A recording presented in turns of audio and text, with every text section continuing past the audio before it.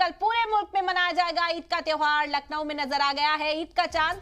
मौलाना खालिद रशीद फिरंगी महली ने आवाम से अपील की कोविड जवाबित पर अमल करे, मसाजिद के अंदर ही नमाज अदा की जाए।